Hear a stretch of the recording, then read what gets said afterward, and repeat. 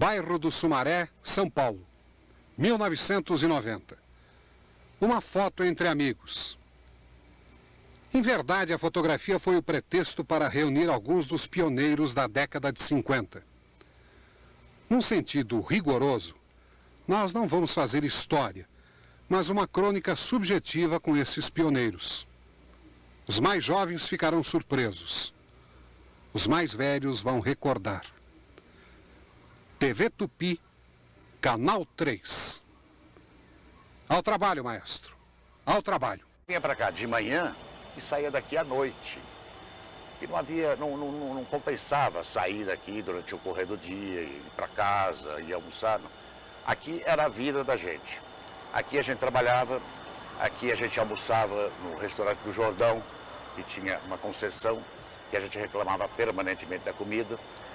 Aqui a gente brincava, aqui a gente ensaiava e aqui a gente fazia os programas à noite, porque nessa época tudo era absolutamente ao vivo. Então tinha os teatrinhos da tarde, aquelas coisas todas, e a gente escrevia, trabalhava. E aqui era o auditório também, o auditório da cidade do rádio. Ah, meu Deus, foi um apuro tão grande, Júlio. Eu pertenci ao elenco da Tupi Difusora, as emissoras associadas. Rádio.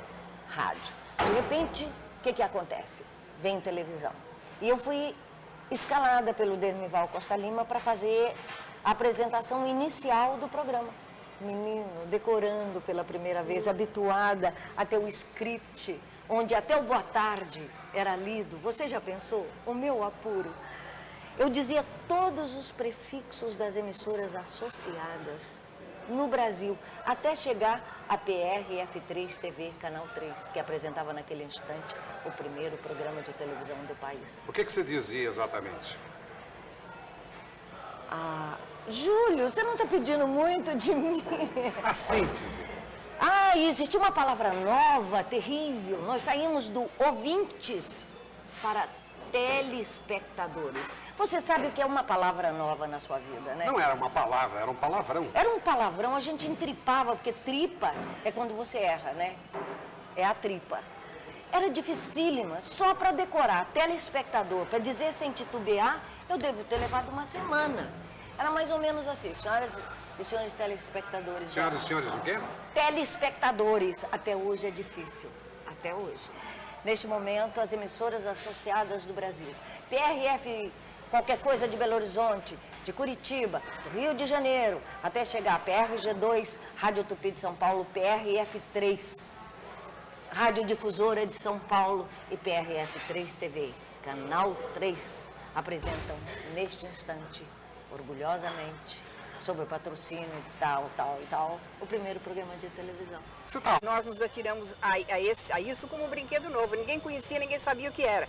Então era tudo realmente uma loucura, mas uma loucura linda, bonita, maravilhosa. Você tinha vindo de onde? Eu tinha vindo do rádio, eu estava aqui. Esse portãozinho era diferente, era a entrada da Rádio Tupi Difusora. Eu estava aqui desde 43, trabalhando sob a direção de Oduvaldo Viana, Otávio Gabus Mendes, fazendo novelas de rádio. E quando a televisão veio, existia um elenco de rádio, não é? Então nós fomos os escolhidos e fomos os pioneiros. E a Tupi foi um verdadeiro celeiro de atores, porque foi aqui que nasceu tudo. Nenhum de vocês nunca tinha visto uma única câmera? Nunca. Vimos, para começo de conversa, a televisão veio em caixotes, embarcados dos Estados Unidos para Santos e chegaram aqui em caravana dentro de caixotes. Cada câmera que abria, cada caixote era uma surpresa. E assim nós fomos aprendendo. Um dia ligaram uma câmera, a gente fez um teste de maquiagem, alguém falava. Então era realmente uma novidade, era o desconhecido. Ninguém sabia nada de televisão? Ninguém sabia nada, com exceção de alguns técnicos, o Mário Alderig, o Edo, Jorge Edo, que estiveram nos Estados Unidos fazendo pesquisas e fazendo um aprendizado. Eles conheciam, mas atores, nem diretores, ninguém tinha experiência nenhuma de televisão. Nós apenas sabíamos falar. E daí o resto nós aprendemos. Ou ao vivo, por exemplo, a gente terminava uma cena e tinha que estar em seguida na outra cena com outra roupa, ou então outro cabelo, um brinco. Então, por exemplo, o Cassiano, o Tito Bianchini, o Galão, eles faziam assim, eles vinham fazendo um close na gente. Enquanto a câmera vinha aproximando, os colegas iam te ajudando a tirar a roupa, você vestia outra roupa. Enquanto isso, você ficava fazendo expressões para a câmera. Enquanto isso, você fazia expressões, se era um drama ou se era uma coisa, você ia segurando a cena. E muitas coisas, por exemplo, outro... Agora não acontecia, às vezes, da câmera não estar em close, mas está mais aberta. Acontecia. E você trocando de roupa? Ah, mas pegou várias vezes a gente falando com o colega, me dá isso aqui, ou então a gente acabando de se trocar, ou então acabando de pôr um grampinho no cabelo, acabando de sair de um cenário que era embaixo, era um cenário que tinha uma cena em cima daquele cenário, a gente subindo, um colega fazendo cadeirinha para a gente subir. Isso foi pego 1000 vezes. Isso tudo no ao vivo, né? Que foi o começo. Para começar, eu fui o primeiro funcionário da televisão. A televisão foi formada, o Cassiano foi escolhido para ser o chefe de programação, né? E tinha um cenógrafo, que era o Carlos Jacquieri, não o Francisco Jacquieri, o Carlos Jacquieri, irmão desse, que todo mundo conhece. O Carlos Jacquieri tinha um cenotécnico, um marceneiro, chamado Miúdo. O nome dele era José de Alcântara e o apelido dele era Miúdo. E eu. Era 4 pessoas, a televisão começou em cima de 4 pessoas. Claro que Nenhum de vocês sabia nada. Nada. Claro, o Carlos Jacquieri era pintor, pintava painéis. O Miúdo tinha vindo do teatro, sabia montar cenário e tal. O Cassiano entendia de cinema. E eu era o único que não sabia nada.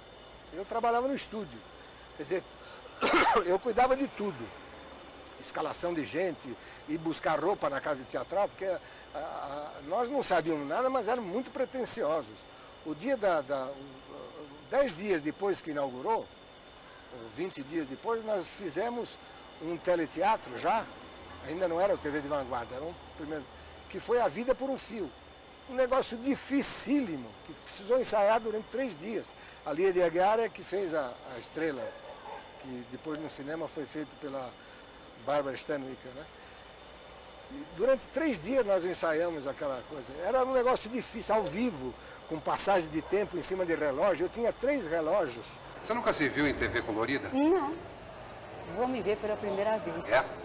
Você foi uma das mais famosas garotas propaganda da televisão brasileira. O que era uma garota propaganda? Eu fui famosa, não era por ser famosa. Fui famosa porque eu aparecia demais na televisão.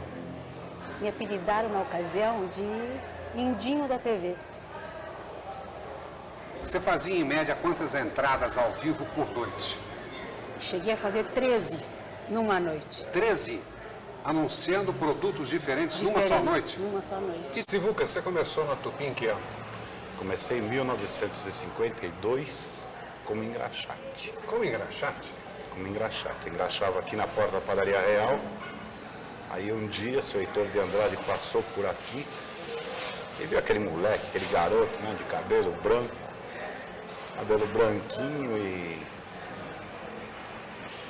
sardento, né? E engraxa meu sapato. Só que é um sapato crocodilo, couro crocodilo. Falei, deixa comigo. E ele foi até o barbeiro, acabou de engraxar o sapato, foi até o barbeiro, falou, tem um sardento lá fora que tá precisando de trabalhar, viu? Aí o barbeiro lá veio aqui, me pegou, me levou lá para dentro. Comecei a engraxar de segunda a sábado, eu engraxava na porta do Lau, né, na barbearia do Lau. E de sábado e domingo tinha o Festa na Roça, né, Luber em casa.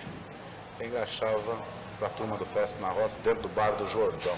E na condição de engraxate, você foi conhecendo todo o elenco da TV Tupi. Hoje eu considero que esses caras, essas pessoas que são os atores, os diretores, que hoje você já entrevistou todos eles, bem dizer, substituiu meu pai. Até hoje eu tenho nas narinas o cheiro do material eletrônico. E da borracha. O cheiro da câmera, e da borracha da câmera, o cheiro da câmera. E o cheiro da tinta de cenário, da cola de cenário. Até hoje, quando eu chego no lugar e eu sinto o cheiro de material eletrônico ligado, aquilo funciona para mim como aquele perfume que tinha a namorada do primeiro amor. Eu chego perto do... Agora essas câmerazinhas, né? Essas coisas tão leves, né? Os cameramen são maiores que as câmeras, né? Naquele tempo o cameraman tinha que ser nosso tamanho. O cameraman é escolhido pela sua capacidade também física. Porque você pegar uma Marconi com aquele, com o pedestal... Um alimentador. Não é? Com fonte de alimentação, era praticamente 90 a 100 quilos que você tinha que empurrar. Tito. Falcão Negro foi o primeiro herói da América Latina em televisão. Ele nasceu na cabeça do Péricles Leal, que o colocou no papel, e eu que criei o tipo físico. Eu digo criei, sabe por quê? Porque o Falcão Negro era um herói assim do tempo das cruzadas. E eu fui modificando o Falcão Negro, porque também estávamos aprendendo a fazer televisão. Fui me despindo, tirando a couraça, fui trocando a espada por um florete, compreende? E aquela coisa de brasileiro que não respeita muito esse tipo de coisa, no fim o Falcão Negro era um esgrimista. E era um campeão de justiça, né? Defendia os fracos, atacava os fortes e tal. Aliás, durante minha vida inteira, eu pensei muitas vezes que eu precisava um Falcão Negro na minha vida, sabe? E foram tantas porretadas que eu levei. Bom, Falcão Negro, durante muitos anos, foi um campeão de horário. Era imbatível, né? Nada podia derrubá-lo. Você podia fazer programa cultural, musical, você podia gastar muito dinheiro, não derrubava. Porque, na verdade, o Falcão Negro encarnava aquele desejo que há dentro de cada um de nós, às vezes, de se transformar no campeão justiceiro, no vingador. Quantas vezes você, que é um homem pacífico, não olha e fala assim, mas que vontade de dar um murro na cara desse tipo aí, pelo que ele está fazendo. Na verdade, o Falcão Negro é esse, né? Você se via dando um murro na cara daquele que despertava esse desejo. Agora, nesse lugar, era o corredor da Tupi. O corredor da Tupi. Que levava para os estúdios, para a sala do Cassiano, né? Como é que você se sente hoje, caminhando por esse lugar, que praticamente foi demolido? Aqui do lado você tem o SBT. E aqui à esquerda tem a sede de uma futura emissora de televisão, que nada tem a ver com a Tupi. Como é que é isso? Bom, eu sinto, em princípio, uma tristeza muito grande. Porque aqui, se a gente pudesse fazer reviver, como está acontecendo agora, nós íamos trazer todos os nossos sonhos, todas as nossas frustrações e todo o desejo que a gente teve durante 30 anos de fazer da televisão uma coisa realmente importante que pudesse contribuir para que as pessoas que assistissem melhorassem sua vida com o nosso trabalho. Isso, infelizmente, poucas vezes aconteceu. De modo que, hoje, quando eu assisto televisão e vejo a televisão tão automatizada, que a televisão hoje é feita toda por botões, e me lembro de um período em que a criatividade do homem, em que a capacidade e a inteligência, o mundo interior das pessoas tinha que ser transposto para a imagem, e isso a gente conseguia realmente fazer. Essa é a parte triste de que eu me lembro. E fico contente por ter aceitado o seu convite, por voltar aqui e por ver um trecho importante da minha vida, como se assistisse um videotape e novamente visse todas as pessoas, os meus amigos queridos que passaram por aqui e todos aqueles que partiram para uma viagem da qual não se volta, mas que eu tenho certeza que se hoje eles estivessem assistindo, eles estariam rindo das histórias que eu acabei de contar. É isso aí. Obrigado, velho. Como nós dissemos no início, nós não íamos fazer uma história num sentido rigoroso, mas uma crônica subjetiva. Essas eram algumas das coisas que tínhamos para contar. Nós voltaremos a Tupi, pois há muita gente boa que ainda vai aparecer. Agora ficamos por aqui. Perdoem-nos se algumas insistentes lágrimas ficaram bailando com dignidade nos olhos de nossos convidados. O tempo permitam-nos preservar nosso carinho e nosso respeito pelos pioneiros.